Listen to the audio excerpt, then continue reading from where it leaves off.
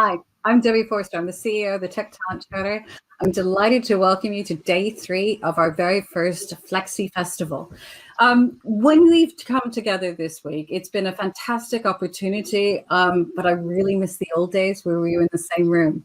If we were in the same room, I'd be telling you about the fire exits, where you go to the loo and where you get your coffee. If we look at now, I'm more having to help you on the screen. If you've been to these sessions, I'm sorry, we're going to do it again. I am the flight attendant talking about your exits. If you look down the screen, you will see that there are 2 tabs. On those 2 tabs, one is Q&A. That's really important. During our panel discussion, we want to have questions from you live that we can ask the women on our panel. This is important to what we do.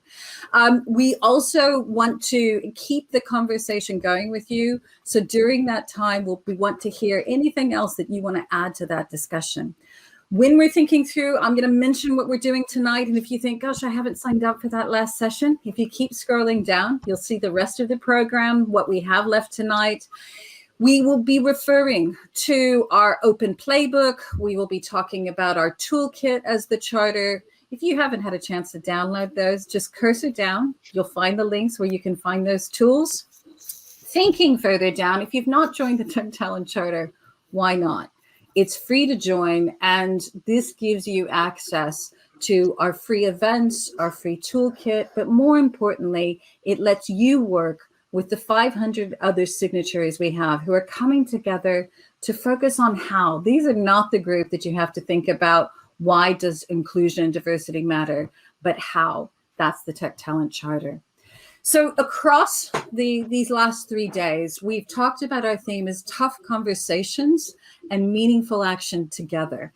You've heard about the data where we are starting to get ahead in terms of gender, but we're really only halfway there. We have understood and looked deeper on why issues like ethnicity, social inclusion, disability are part of the inclusion journey. You've heard how our members are moving from those early days of just diversity, which can, if you're not careful, just be that tick boxing that happens, to go into inclusion, thinking about how we bring people together. And this year, we've had some powerful discussions about how companies are taking that next step, which is moving towards belonging, making sure that everyone we have brought into that room doesn't feel that they can just be there, but their voice is valued and matters. And we've heard about some powerful, bold steps companies are doing in terms of equity, those steps that we need to go through to remove the barriers and make sure that we get everyone in the room empowered and working together. Now, something else that we've talked about this week, tech in the last year, and oh, what a last year it was one of only 2 sectors to show growth. Now, one was understandably health, but tech was one of the few sectors that was not looking at just the massive redundancies. This was a sector that actually increased employment. We are growing and we continue to need tech talent. And that need for tech talent couldn't come at a better time. In the UK, when we're looking at massive amounts of people who've been thrown off the job ladder, who realize that they're in careers that are much more vulnerable than they thought, it's a great opportunity of bringing together that need from tech and the need from people who are looking for sustainable, scalable careers. And so we heard this morning about how many of our companies, and we've seen a growth of 1.5 times as many of our companies are now running alternate routes into tech, whether that's retraining schemes, returner schemes, returnships, apprenticeships, etc. Those alternate routes into tech. But here's my favorite piece of all. Now we're going to get to hear from some of the people who've been through that. So if you're wondering, and in particular, if you're a small company thing, how can I possibly do that if I'm not a multinational, multi-million pound organization to fund these things? We're going to hear from some women that absolutely have some advice for all of you. So let's look at what we're talking about today. If you know anything about the Tech Talent Charter, you will know that last year we ran a really successful campaign seen by millions of people, run in partnership with the Tech Talent Charter, working alongside the Institute of Coding, HP, PwC, and Global, our great partners. We want you to hear about the campaign and to hear from the women themselves. So enough for me. I'd like to hand on to Margarita Taylor. She's a global radio presenter, so if you don't recognize her by sight, I know you'll recognize by the sound of her voice. Margarita, would you take us through and talk to our panel? Oh, thank you so much, Debbie, for that lovely welcome. Hi, everyone. I'm Margarita Taylor. Today, I'm coming to you from one of Global's many broadcast centres across the UK. I'm based in the London Leicester Square studios today, where my normal classic FM and smooth radio shows are broadcast from. And this, like all our centres across the UK, is supported by an incredible team of technicians, engineers, and digital experts to keep us on air. So who are these brilliant people, and how does a company like Global and all great companies or smaller companies get more people into tech? We've got a fantastic panel that can help us with those answers today. So Magdalene, can I start with you? Just tell us about your incredible journey into tech. Of course. Hi, my name is Magdalene, and I work with Avanade UK. I'm a manager in data and AI, and I also am the UK and Ireland lead for the Women's Employee Resource Group in Avanade. So my journey into tech started off with a situation where you would probably resonate well with if you have had a life challenging scenario where you would describe it as, life throwing bricks at you, and the bricks keeps falling on you, and you decide whether to let them keep falling or you use them to build a nice foundation for a beautiful castle. That's how my journey started. I was going through a divorce, a terrible one, and I had little kids, a baby and a toddler to look after, and my salary wasn't enough to look after us. I was working in market research, and that was quite a difficult time. The money bit was the biggest one, to be honest, and I found myself thinking, if I don't do something quickly, I might be bankrupt. So I had to start looking at other scenarios, options, different industries. I considered finance. I considered going into becoming a financial advisor. I considered doing law. And there were scenarios that weren't fitting my situation in terms of the timeline required to do law. That's the amount of money I needed to invest in it was just not there. So I just chanced upon an article about data science on LinkedIn, and that was the start to my discovery to a new world where I could actually harness the natural skills I had to do something interesting with my life. And there was an opportunity to do that with a course that was shorter, and I took it. So yes, quick intro of how I got into tech. That is it. Thank and I'm you so really much. happy to be here. So the legal world's loss is tech world's gain. Yes, definitely. Claire, can I welcome you into the conversation? Can you tell us about your journey in? Yeah, hi everybody. My name's Claire, and I have just finished up a role as Associate Director at a small software development consultancy. And I also sit on the board for the local Digital Skills Partnership at the Combined Authority, and a non-exec director for Birmingham Tech.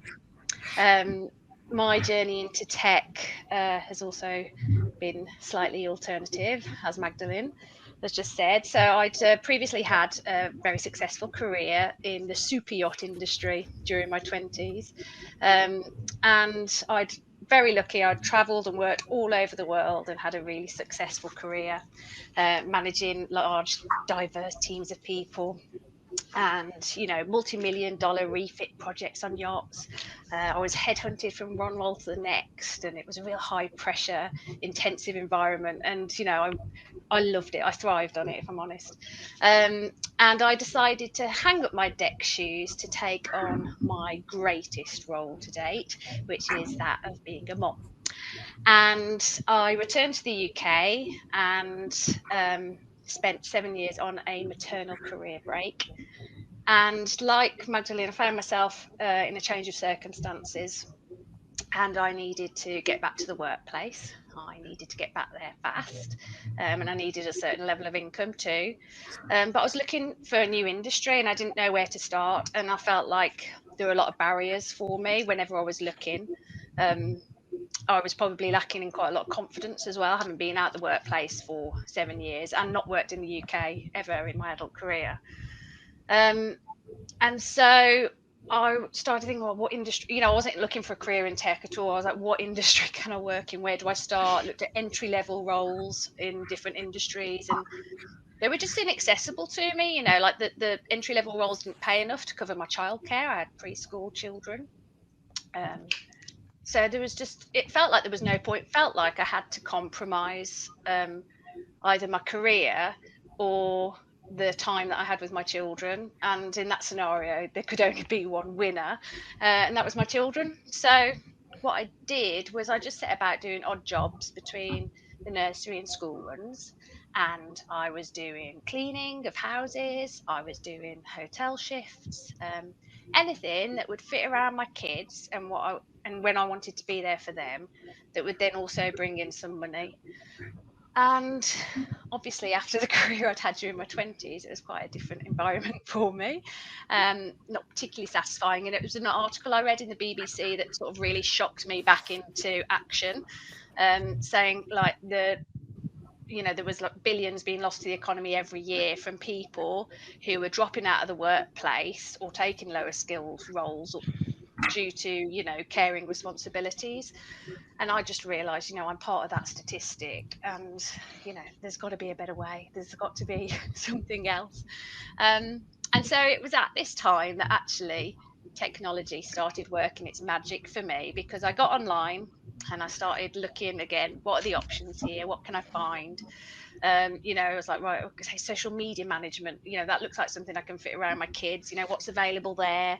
Again, lots of stuff was inaccessible by location or cost of the courses, again, all these barriers in place. And that's when Facebook's algorithms, spied the type of thing that I was looking for and said, hang on, Claire, I've got just the thing for you here. Check out School of Code, 16-week boot camp, Birmingham, completely free. I'm like, yes, thank you. Thank you, Facebook. And so I looked into the School of Code. It was the first ever course that they were running. And I just thought, tech, yeah, okay, why not? I don't know much about it, coding, yeah, okay, that's a language. I did languages at university, yeah, that'll do. But at this point, so you'd had all these amazing chapters of your career, and then suddenly someone opens a door, and that's the chance. That was it, yeah. And so you literally, your life story, it could be a book, I feel it should be, or a movie. It's an incredible story, Claire. Thank you. And so, yeah, I just jumped at the opportunity. I thought 16 weeks, my friends and family rallied to support me. It was full time, and that was a real challenge, but they have now brought that barrier down as well at School of Code. And I was like, yeah, I'm going for it. If any industry can offer me the flexibility that I'm looking for and the career that I'm looking for, it's got to be tech, hasn't it? Surely. I didn't even really know what was involved at that point. I think you're right. And breaking down the barriers is something that I think is going to keep coming up in our conversation today. Molly, can I bring you into it? Can you give us an idea of your journey into tech? Thank you so much, Claire. No worries. Yeah, of course. So yeah, I'm Molly, and I am an accessibility and usability consultant. I run my own company, Molly What Talks, but I also work part-time at Nexa Digital, doing the same sort of things. I fell into tech, to be truthful. So I'm 26 now. I was actually born with a disability.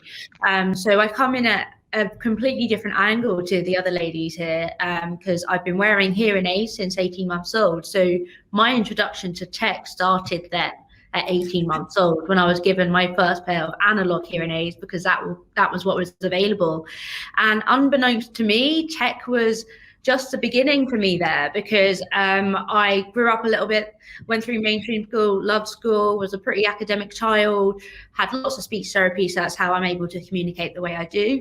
And then once I got to secondary school, I found out I was also going blind due to a condition called Usher's syndrome, which is the most common cause of congenital deaf blindness. So I went from being partially sighted to severely sight impaired at the age of 14, which is politically correct for blind. So now I only have about 5 degrees vision, useful vision in my right eye.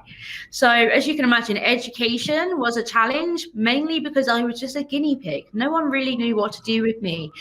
They tried to make me learn Braille. They tried to throw JAWS software at me, you know, the screen reading software. I had a laptop in all my classes, and the laptop my parents ended up providing was an Apple laptop, and I was strategizing with it, using it in my own way. I wasn't using Braille or anything like that they were trying to shove in my face as a young hormonal teenager. You know, I just wanted to be like my friends and get by. So I won't say at this point I really saw myself as having a career in tech. It was just the way I got by. I got into college and I did an art and design diploma, loved it, and also did English literature and language A-level. And I got into university actually to be a teacher, because I really liked the idea of influencing the next generation, having a fully inclusive classroom where I could, you know, cater to the needs of every child in the classroom based on my own experience as someone who is deaf and has been going blind for many years. Unfortunately, university proved to be the most inaccessible experience ever. And despite having the tools, it was actually the attitudes at the university that failed me. You know, they didn't want to believe in me. They're very much like, well, if you can't hear and see, well, how are you going to teach a class full of 30? And it was just that sort of attitude that I just felt defeated. And coincidentally, I had got myself a part-time job working at Apple, and just in one of their stores local to me. A friend referred me, and what I loved about that experience was that for the first time in my life, I was interviewed as an individual, Molly. I wasn't a disability that walked in, you know, and if people start worrying about how they're going to have me or, you know, refusing me, which I'd also had, they welcomed me in and they saw me as an individual that would be a valuable part of their team with my unique skill set. And that is really how I started to recognize technology as more than just something that I used to get by, but as something that I could help provide, you know, valuable expertise to create fully accessible, inclusive services. And something that's so close to my heart, you know, there's so many experiences. I want to be as independent as possible, and most people with disabilities do. So how do we make all these experiences out there online, digitally, or services? How do we make those fully inclusive? And it's tech. You know, tech is there now. That's the way life is going. So if we're making the tech, let's make it fully inclusive. Tech is the answer. I feel that should be on a t-shirt somewhere. What I'm really getting from all your conversations is that great companies see everything that you bring to the table, and actually that being recognized is so important. They see all your talents rather than the barriers. They see what you add to their companies. Sinead, if I can bring you in, tell us about the campaign, because I saw these wonderful ladies literally on my commute every day for months, posters everywhere, billboards. Tell us about the campaign that had their faces across the nation. Thanks, Margarita. So the campaign's been a bit of a journey, to be honest. It's taken a long time to get off the ground, but I would kind of say that it's been a kind of journey of collaboration, and we've got these amazing women who we've just heard from, but behind the scenes, the reason why we were able to bring this campaign to life was, you know, lots of organizations and, you know, professionals, you know, volunteering and kind of bringing it to life. You know, when we first wrote, you know, the charter, it was very much about, you know, focusing on organizations and, you know, encouraging them to, you know, change how they recruit, you know, how they write job descriptions, all that kind of stuff. Global was one of the first, you know, brands to join us way back around that journey. Be there. Yeah. Very proud to be there. Yeah, and you kind of, and then you kind of came full circle, but we'll come on to that in a sec. But so we're really focusing on brands and kind of getting them on board, because they are such influential gatekeepers in terms of getting women into tech. They hold the kind of, you know, levers of power, and you know, we're tracking along really great in terms of getting those brands on board. You know, Debbie has managed to kind of encourage all these amazing companies to join and to kind of, you know, affect real change. But what we kind of realized was once we kind of figured that out or started, you know, all the progress, it was like, well, we need to talk to women, you know, because they're the other big influential group who we need to talk to and need to kind of realize, you know, the tech workforce needs you. You're such a valuable asset to them, and it's got great stuff for you as well in it, which the women I'm sure we're going to touch on. And the kind of I guess inspiration and the lever for us for this campaign was actually I read an article. I think we're all reading articles, so reading's good. It was this TfL competition with the Mayor of London, and it was offering organisations £500,000 worth of out-of-home advertising if they could have a campaign that showed women who, because it was at that time, it was was it Beach Body Ready, Margarita? I don't know if you remember that campaign. And this UCL research was showing that women don't see real women in advertising.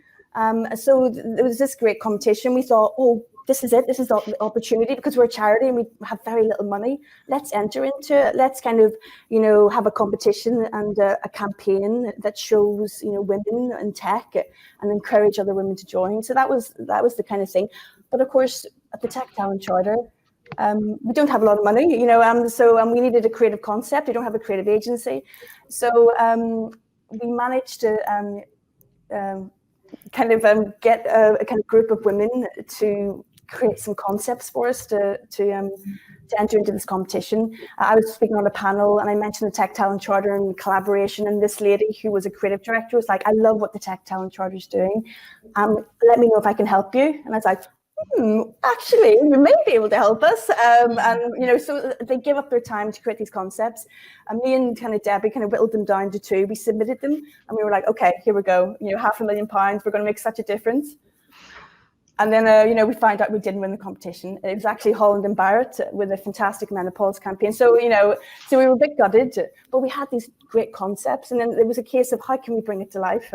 So we did some creative testing.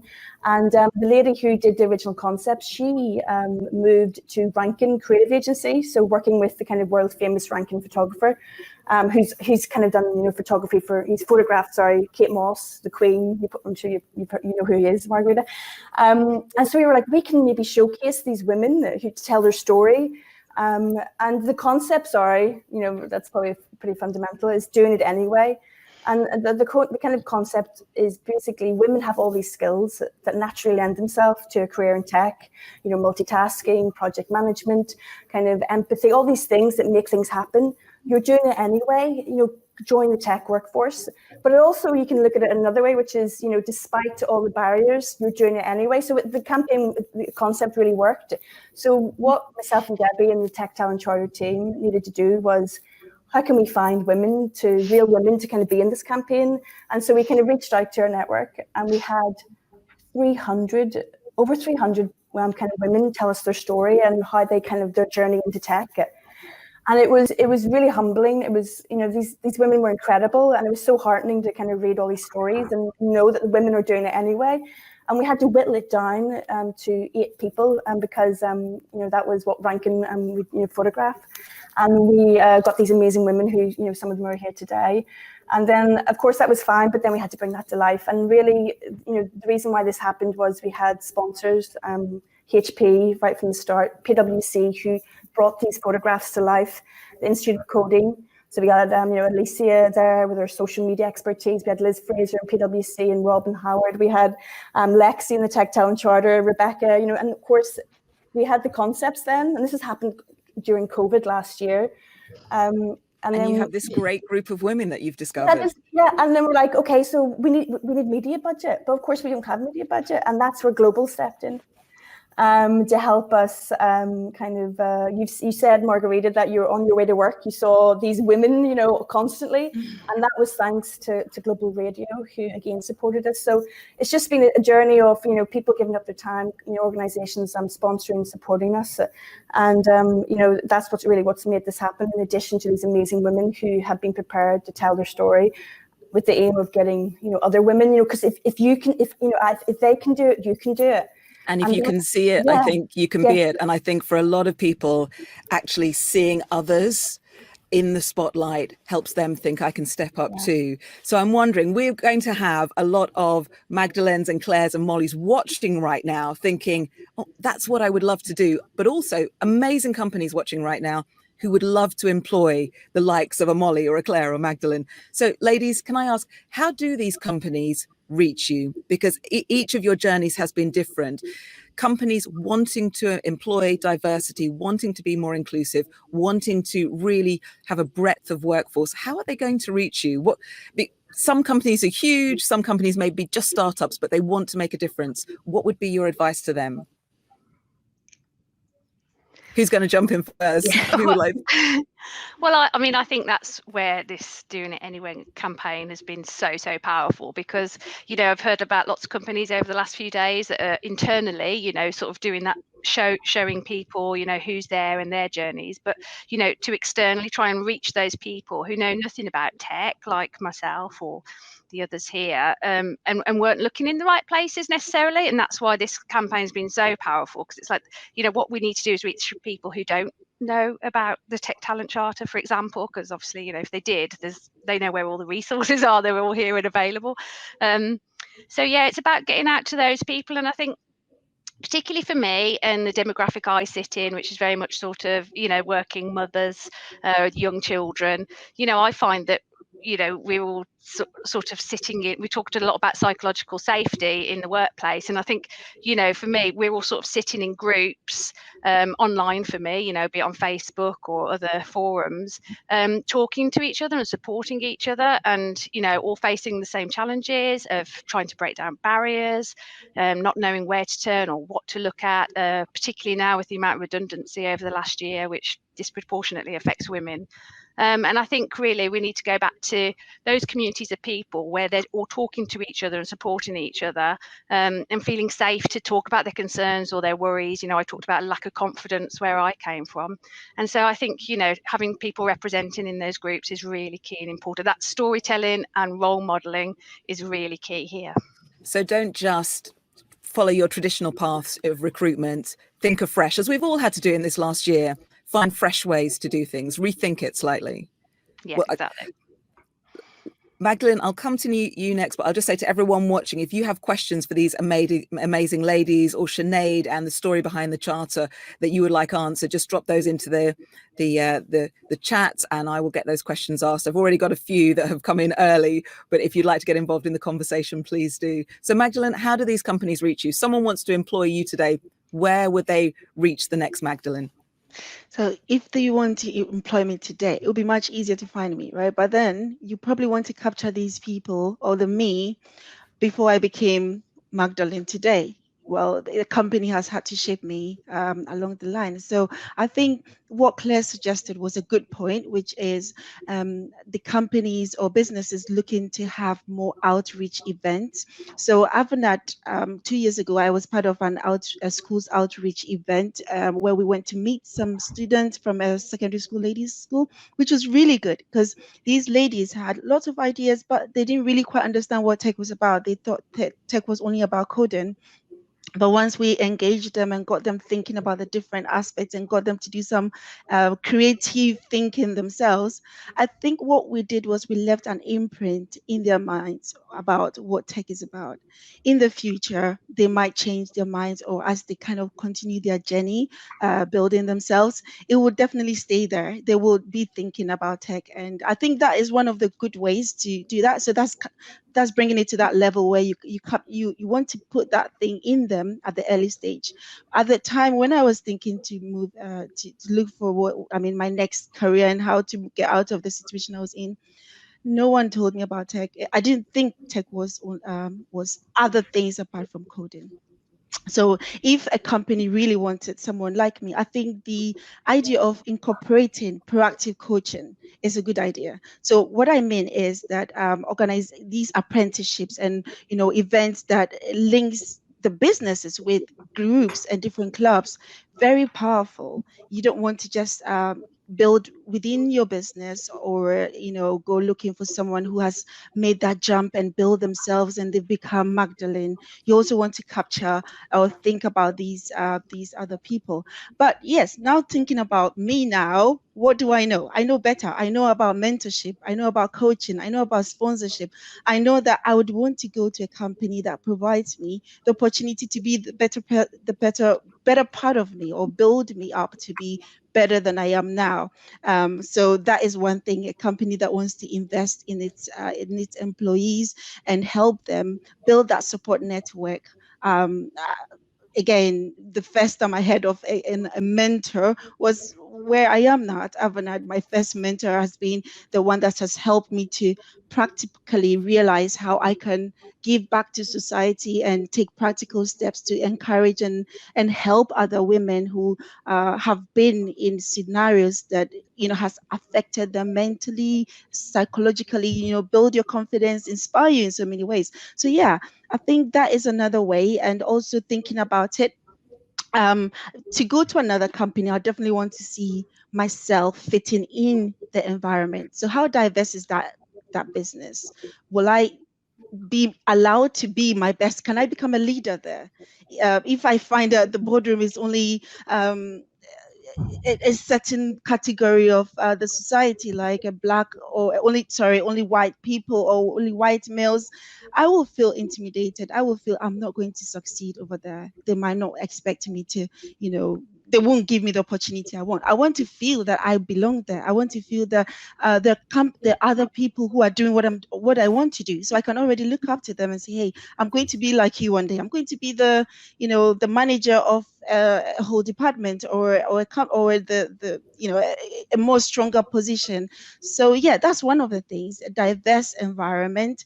And yes, and then the last bit is also, it's not just about bringing women into the business or creating that environment where I know I'm a black woman and I can fit into that environment, and I'm giving all the flexibilities to still have a healthy work-life balance, but I also want to feel valued. So are you bringing me in, but then when I find out that my colleague doing the same thing as I'm doing, who is a white person, is earning more than me, that brings another conversation. So this is me moving it to a different level where I'm an experienced tech person, and what will get me to join the company will be an environment that is fair and gives me the best chance to be my best self.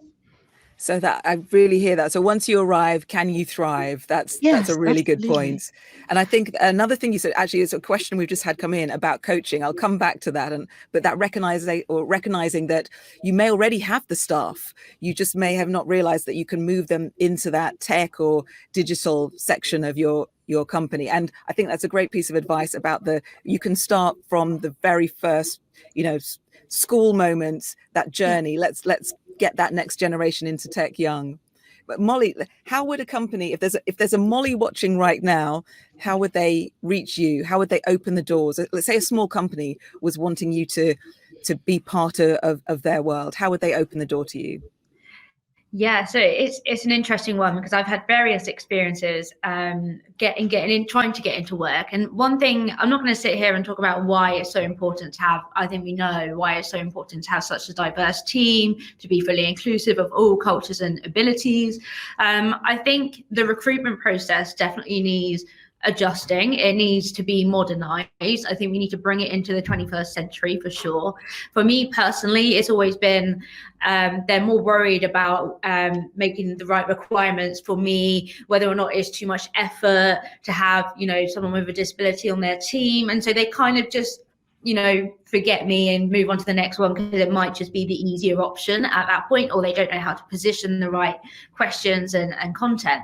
So for me, I'm coming at it again from a slightly different angle to the others, and I totally agree with what's already been said. I think the recruitment process, when reaching out to people of different abilities, is about asking the right questions and placing more kind of say on these guys, because I think when you've got, so for instance, in this day and age, young people like myself, millennials, can't even call myself a millennial anymore, I don't think, but young people with disabilities are using technology. We are experts at using tech in our own little ways, and we bring so much more to the table when it comes to designing for accessibility and inclusion, and in turn delivering that kind of diverse service that can just offers just a whole new fresh perspective.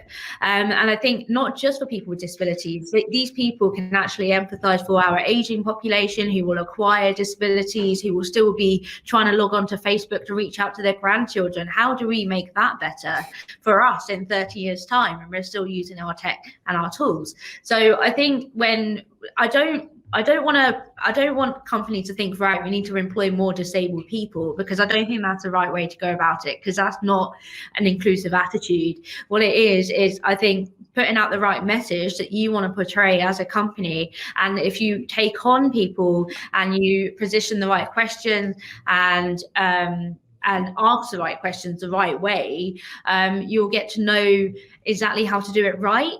And that will make your job better, the way you deliver a service or the way you communicate to the next person. You're constantly learning from these new people that you're going to take on. The one thing that really worked for me when I went for an interview was just having that employer look at me as another individual that just walked in. I didn't want to walk in with a stamp on my forehead that said deaf blind, just because I felt I had to tell the employer before I came. Now that's another conversation. Do we tell you before we turn up with our guide dogs or with our canes? Do we give you the shock of your lives, or are we put in that position where we feel comfortable enough to just walk through the door, whoever we are, whatever we are, guide dog or not? So I think it's around changing that perspective on exactly who you want to walk through your door. If you want to reach out for any questions around that, then yeah, I'd be happy to answer. There's a question that's come through, Molly, and if I can open this up to all the ladies, it was something you just touched on. It's that confidence thing. And the questions come in: how do we encourage and give confidence to those that maybe feel they don't come from a privileged or a background that has the right education, whatever that is perceived to be, but if they feel they don't have that, how do we give those women confidence to get into tech? Yeah, I think I just want to add one more to the last question as well. That of course. Flexibility in a role is huge. If you're looking for a Claire, for example, you know, just adding that to your job, your job advert is going to attract a huge amount of people. We talk a lot about, ownership of your role. Well, people want ownership of their lives too. And, if you can trust them and, they want to be able to control those things and be able to live their life-work balance. And so, let them have that. We've shown that flexibility can work with the pandemic. So I'm hoping that those doors have opened quite wide now, I'm hoping. But also, in addition to that, I think, job adverts and the whole recruitment process can be, really intimidating, especially to those that are lacking confidence. Or so how do we find that confidence, ladies? How do we just make people feel, actually, I can go for this, I can apply? So I had some really interesting interviews actually with some smaller and medium-sized companies who, really sort of brought that sense of security from the outset. The language that they used in their job adverts wasn't as intimidating. It was more sort of like welcoming them into your family, like showcasing what you could be a part of, where you could belong if you were to interview for this role. One company I know did a full day where they invited candidates in for like a hands-on experimental day where we, code. It was a sort of mini hackathon, I suppose, really, working with, people in the company. And that was fantastic because it gave me such confidence to see the skills that I had that fitted into that workplace and where I slotted into that tech team, which was brand new to me. I didn't know what that tech team looked like. I didn't know what a tech organization looked like. And spend the day with those people, like coding something together, like brainstorming ideas together was amazing. So, Claire, and the feedback I got was great. That extra investment of time from that company, which may be considered to be above and beyond the normal paper invite, was powerful. Really powerful. It gave me confidence in my new technical skills, which I was, a little bit scared of, really. I was like, can I really have, studied for 16 weeks and be able for this? Turns out the answer was yes, I could. And then also it highlighted my transferable skills as well and where they would come into play. And I'd lost confidence with those. And I found something there in that room that I wasn't expecting to find. I was looking for, a career that worked with children.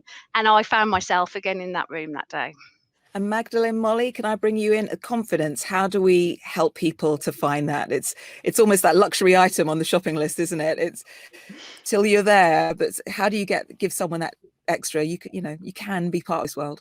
Yeah, I think with the tech world, it's so sorry, Mike. Do you want to go first, Magdalene? No, you go. Molly, and then I'll catch up with Magdalene. Confidence, Molly. How do we help someone and just invite them to feel that bit more confident? So I think with the tech world, because it is so vast and the roles are just endless, like people do kind of typically think it is coding. And obviously coding is great. And if you have those skills and if you've learned how to code, then brilliant. But there are so many roles that fall into tech. And I think maybe some more transparency around that, around like the roles that are within technology. So people kind of can really, indulge their way in to really like have a look at what is within tech, how they could really visualize themselves being there, and what sort of skill sets they would require or need to work towards. For me, even when I worked at Apple, I wanted a journey up. I wanted to learn more, and I didn't really have the resources there at hand just working as a specialist. I wanted to be able to look into other options, but what can I do with my skill set now? Like what's the next step that I can take to get further into tech, to earn more money, to be more independent? That was what I wanted. I wanted a career in it, but I didn't know what the next step was, and I didn't feel that the information was out there. It wasn't until really being on Twitter and more, social networking and getting to know people and their roles, and them inviting me in and talking with their teams to really get an idea of how companies work. And actually there's so many other roles out there that I was never aware of, that I would feel more than comfortable doing if they were more transparent about all the variety of roles that are out there within tech, because tech is massive. There's so much to tech, and I think that kind of scares people. So I have a young sister who's recently had a baby, and she's like, I don't know what to do with my life, and I say, well, tech. Like, look into it. Oh no, I don't know. And it is that intimidation, like where we just don't really quite know, because tech is so innovative. It's changing all the time. And I kind of have this constant commitment to keep learning, to learn new things. And I think that goes without saying when you're in tech. You have to move with the times. So it is, I think a little bit more transparency about what can happen within tech, so people can really dive in and have a look at what they could see themselves doing. Thank you, Molly. I'll come to Magdalene. And Magdalene, if I can also wrap in another question that's just come up, what would you tell a young woman who's interested in tech but worried it's not her sector? Okay, well, they tie in properly well, I think. So I really like the point that Molly did mention about, exposure to the different opportunities within tech, because it's a minefield. And then I'll bring it back to my initial point about coaching and the opportunity that it gives the young people or anyone who is outside tech. Actually, Magdalene, let me wrap in another question. You can answer a couple of just coming about that coaching. Someone's asked, coaching, what opportunities would have been useful to you during your transition, and what can companies do to support in that coaching? What is really helpful for a company to offer? So I don't know if you can if you could answer the three questions at once. That's probably why you're in tech, problem solver. Yeah, I think I'll take you on that journey with a story along my journey. So going back a couple of years ago, I didn't have a coach, right? So I had found an article, and it's telling me that I could literally solve my problems of money, a better career, something that actually I found exciting when I looked at the skills required. And I didn't have someone to tell me, well, this is the right decision. So I spent, I think, a couple of weeks harassing my mom, who happens to be the convenient coach I had, asking her, should I do this? Should I do that? Oh, what about the money? What about this? And she was, yeah, just try it. Well, what's the worst that could happen? If it doesn't work out well, you will go bankrupt anyway, because that's where I was heading. So yeah. Oh my goodness, bless mums for being so honest. Yeah, but again, if I had a coach, so this is going to be someone that already has an understanding of tech, talking to me that time and saying, yeah, well, I would say first, take a step back, write down the things that you are good at. I'm good at problem solving. I'm naturally curious. Throughout my divorce, I realized I'm very tenacious. thank God. So I could add that to my CV. I am a good communicator and I enjoy building network. And I'm naturally, and a good friend told me yesterday, you are naturally authentic. And I was like, thank you. So if I'm naturally authentic, I can build a relationship with clients, and big or any company would benefit from that because you want to have a good relationship with your clients, okay? Whether you're a coder or not. And I loved maths. I did love numbers and data. So that was even a plus. Now I've captured all these normal like skills you probably wouldn't think too much about. And most people have it. Everyone has it, has some skills. My coach would then tell me, well, do you know, you could do software engineering, you could do data science, you could do this, you could do architect, data architect, you could be a designer within tech. So there's so many things you could, actually, you could be a project manager. And I could then say, well, which of these skills best suits these roles? How many of them do I have that tallies the most to which one? And then I can make a better decision. And I must say, it would have been an easier decision to make, and I would have saved my mom a lot of stress. So coaching brings me back to coaching. I think it will be immense, invaluable if we kind of give people the chance to meet. I'm very happy to do that. You know, it's like you're giving back to them, to society, the opportunity you didn't have, and make it easier for someone else to make these difficult decisions and make their lives better. Confidence. So yeah, naturally it builds your confidence, because if I have someone supporting me mentally, psychologically, saying, go for it, you're good, you're doing the right thing, it's such an invaluable support, right? Every day we need someone to give us that booster. My kids always feel very happy when you say, whoa, that was amazing. See, you should be proud of yourself for what you've done. If every day I did one course or one challenge and I had someone tell me, well, you should be proud of yourself, this is the milestone you've achieved, wouldn't it naturally build your confidence? It will. By the time you get to the point of wanting to go for the interview, your number one cheerleader has given you so much confidence that actually you go in there and you're like, I know I'm good. You just have to decide to choose me. I don't know if I answered all the questions, but I think so. That investment in a great mentor or coaching for your staff or new staff coming in, again, invaluable. Really. Margarita, could I just add, just in terms of that, if someone's listening, and to help give them confidence, because confidence is tough, it's never constant. And just a point I would say is that organizations that have more diversity, organizations that have more women in senior leadership, make more money. So not only are you getting a lot, but you are bringing, that commercial value to an organization. And never forget that. You're very valuable. So whenever you're kind of applying for a job, go, I'm actually adding to the bottom line here. So I just want to make that point as well to people out there. So believe that you're brilliant and you make more money for companies by being there. And Sinead, for companies watching today and individuals, there's more info on the website about how they can reach out for more in-depth information, a bigger story on the campaign so far. That's right, isn't it? We've got the amazing stories of these amazing women who will, give you the confidence that, if these amazing women can do it, I can too. And there's also what we were kind of keen to do at the Tech Talent Charter is, join the dots. There's so many amazing initiatives going out there. And what we've got is you go to the Tech Talent Charter website and you can find all the resources, to, see what works for you, whether it's a coding, club, whether, all the kind of amazing stuff, Institute of Coding, etc., and other tech stuff. So STEMettes, Code First Girls. So go there and find what works for you, where you are in your life at the moment. So there's great next steps for employers and potential employees. Yes, yeah. Well, just before I bring Debbie back into the conversation, I've got a couple more quick-fire questions for the ladies. One that's just come in, because everything has changed so much in terms of education over the last year, university degrees, are they important now in tech or not? How do you all feel about that? You've had such different journeys in. What can you see happening around you?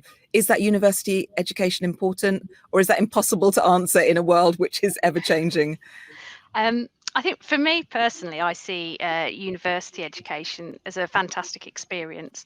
And the thing with tech is that it does change so fast. And, even during the 16-week course that I did, I found that it changed really quickly. And if you think about a 3-year computer science degree, you find that what was written in the curriculum might not necessarily be exactly what's valid when it comes out the other side. And that's okay, because, what's really important here, though, is mindset and the ability to keep learning, keep changing, and adapt to what's going on around you. So that growth mindset is so invaluable, isn't it? Exactly. Really, so really powerful. the routes into tech, they're so varied. The apprenticeships, the university degrees, or the boot camps. There's so many different ways, and I think it's about finding the style that fits you best, rather than saying one's better than the other. Mm-hmm. And that's really important, because there are so many other routes. I think being at school, you were under pressure, a lot of pressure to go to university because it would look better on the school. I think from my personal experience, obviously university turned out to be a horrific, inaccessible experience, but I don't want to say that's incredibly common. But I would say that I agree with Claire in that it is a really great experience to be independent, to be living in halls. However, in the past year, I do really feel for people that have had to sort of transfer into this kind of digital degree from home. It's not quite the same, and I'm not sure if it's worth it. If you are looking into tech, as Claire says, it's changing so much. Use your time more valuably. For me, as someone with a disability, if you have a disability that's perhaps progressive, spend more time learning now about where you want to head into with technology, because tech does change so much. And actually a lot of the roles out there don't actually require a degree. It's more around your experiences, which I think is far more valuable. I agree with you, Molly, about that. But I think one thing we do need to shout out now as well is to, ask those employers who are still putting, 2-1 degree in their list of requirements for jobs. It's like, remove the barriers, let's start finding the people behind those applications, and, and recognise that there are different ways of learning, there are different ways of accessing stuff, and stop that being a barrier to getting, great people into your workforce. Remove the barriers. I like that. Magdalene, did you have a point on universities? Did you want to come in on that one? Very briefly, yes. I just wanted to add that in my view, education, whatever the form, be it formal or informal, is invaluable. If you have the opportunity to take that step and do your university degree, go for it. If anything, it gives you something that you will use at some point in your life. You wouldn't probably notice that it's that confidence you build working, studying, or at university, or the opportunity to learn to, that interpersonal skills with your classmates would have helped you to build that ability to work well with other people. So in my view, education in any format is worth it. Does it help you down the line? It does. You might have to just think that you need to have other professional qualifications to help you achieve your long-term goal, but it broadens your knowledge by and large. And then also the statistics supporting the point that degree holders do tend to earn more than non-degree holders. But yeah, that's also another conversation, of course. Well, a final question before I invite Debbie in, that's come in early, and I'll ask it to all you ladies.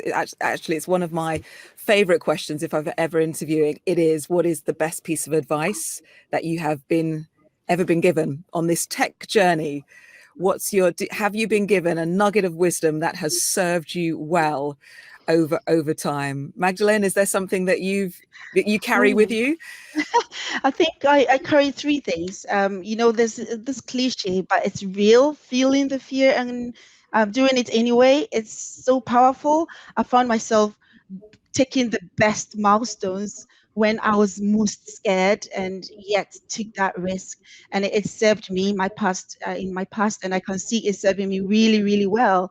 The only difference between me and the person who hasn't become what I am now, or he's looking at me and thinking they want to be me, is the fact that I felt the fear and I did it anyway. So go for it.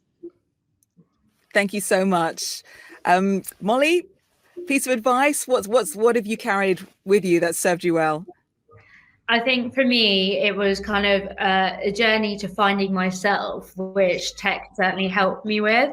So I think it's placing that value on myself. So I was like, no, you know what, you and your expertise, your experiences can really help you get far. And I think it's that element of really believing in yourself, again, like not wanting to sound cliche, but actually believing in yourself. And what I like about technology is where it is moving with the times, I'm moving with it. So I'm constantly learning new things, you know, to do with various cultures and abilities and things like that.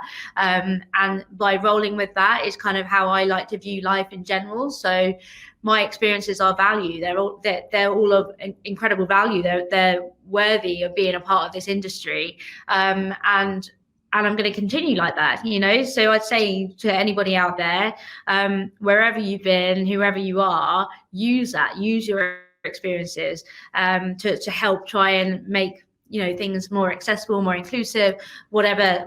Just in technology, I think it's so important because it is all about moving it forward and moving with it forward. Oh, all of this is such great advice. Claire, can I turn to you? What's been the gift of a bit of wisdom that's come your way? Similarly, it's about that piece of discovery. It might be Magdalene's mom by the sounds of it. She's great. She's fabulous.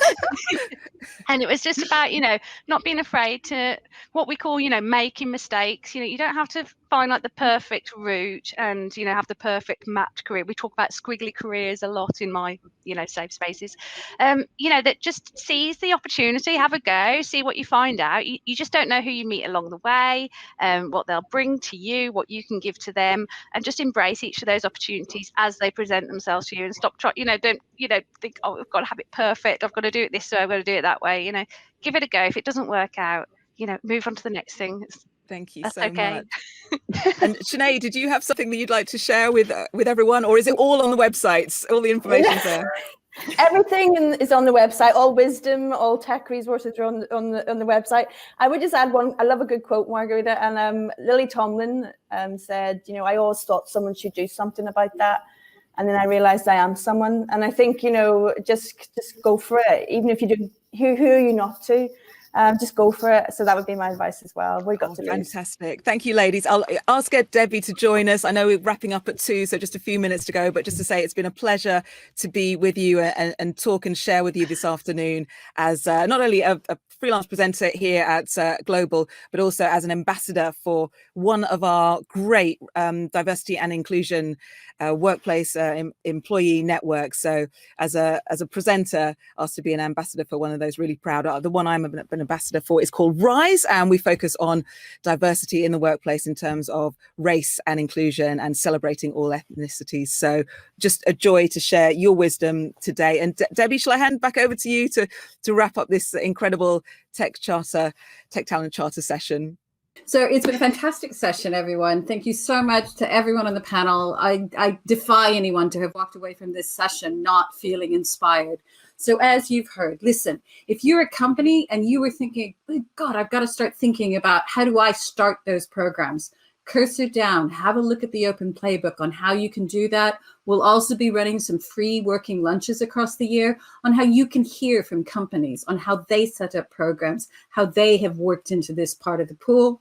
If you are a company who has a great scheme and saying, but my God, I want the Magdas, I want the Mollys, and I want the Claires to know about me, make sure that when you join that you get yourself into our directory. Then even most importantly, if you are someone who's thinking, actually, I want to be one of them, I want to get into tech. So have a look at our website, click onto that Doing It Anyway, but you can also follow us on Instagram, on Facebook, hear from the other women and hear the stories through. And through our directory, you can find those programs, those degree programs, those coding camps, and those companies who are desperate to get you in their door. So there's a place for you in tech. Do it anyway.